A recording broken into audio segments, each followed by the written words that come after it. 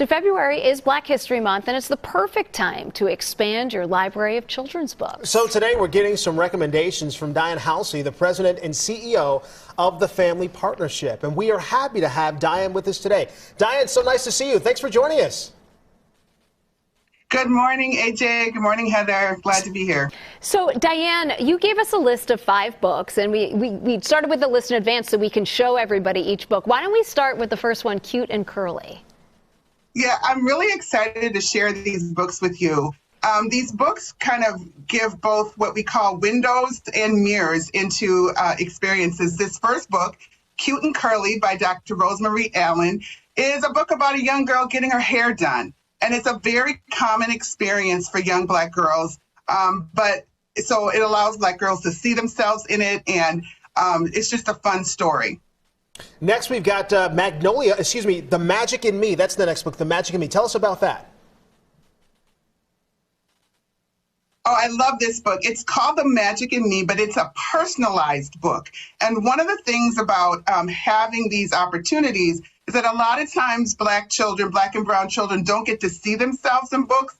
And this book, you actually get to see yourself. So this book, my book, is called The Magic in Ariana. It's for my niece. And so the name of your child is actually in it. And throughout it, the child's skin color can change, the hair texture can change. You can even have a child in a wheelchair. So it's all based around the child. They'll see themselves in the book. Number 3, Magnolia Flower. I love this book. It's by Dr. Ibram X. Kendi. He is also a children's book author.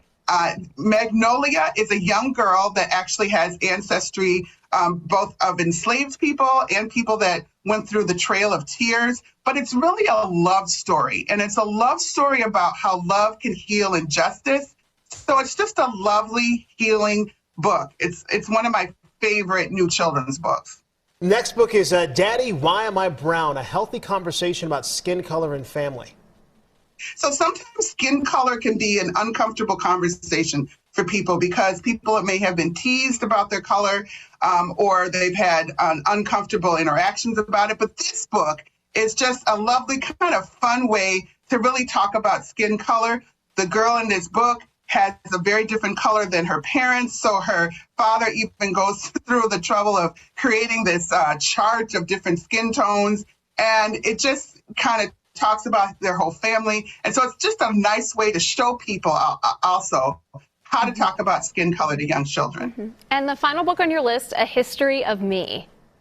So this book in particular, I love this book because it starts out with the story of a young girl. She's the only Black or brown child in the class, which is an experience for me growing up in Minnesota, very common to me. And the class starts to talk about slavery, and she just wants to disappear. But what it does is it prompts her to really find out about her true history. So it's a real opportunity to have a window into someone else's experience. Dianne, thank you so much. You know, we talk about representation and how voices are so important. So your voice to this conversation, you know, ensuring that kids have access to these types of books, it is so important. Thank you so much for joining us.